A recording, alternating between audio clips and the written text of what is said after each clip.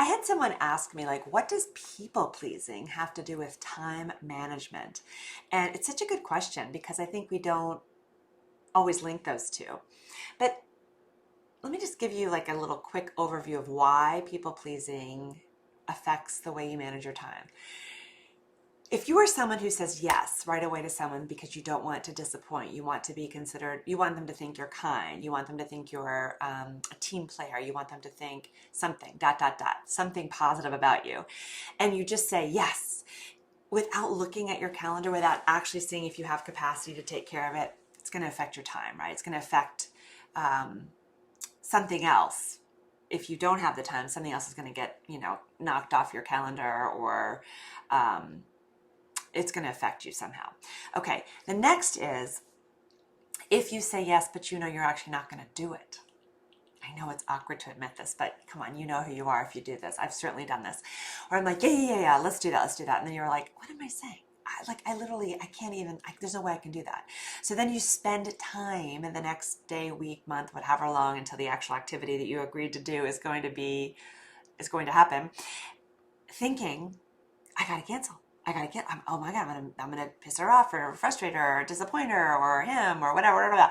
And that takes time where you could be actually productive on something else, right? And then of course there's the actual making the call, sending the text, the email, whatever it is, to say, sorry, but I actually can't do that. So in an effort to not disappoint somebody, you end up disappointing them. You just delay the disappointment. So really people pleasing is about not wanting to feel discomfort, not wanting to feel uncomfortable, letting someone else have a feeling. And you don't have any control over their feelings anyway, but we think we do if we act a certain way. If we're a chameleon, if we say yes, if we blah, blah, blah, blah, they're going to think very positively about us.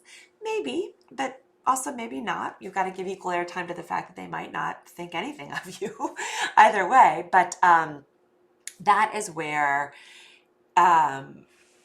it intersects with time management. When you are spending time trying to manipulate a situation so somebody likes you, it's costing you, margin somewhere else or capacity to do something else. So that is a little shortcut version of why people pleasing actually is an obstacle when it comes to time management.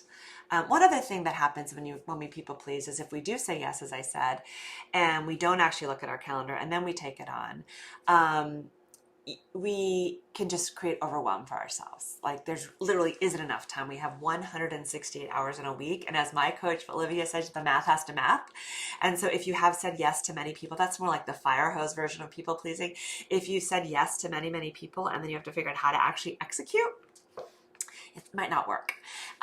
Or you might lose some steam, some energy. It might take you longer than it would have taken if you'd had some energy. So you kind of see, right, how this trying to be something to someone else so that you don't feel uncomfortable can really backfire when it comes to actually addressing your values, your priorities, having your calendar be in alignment with what matters most to you and what's most important in your job, your role.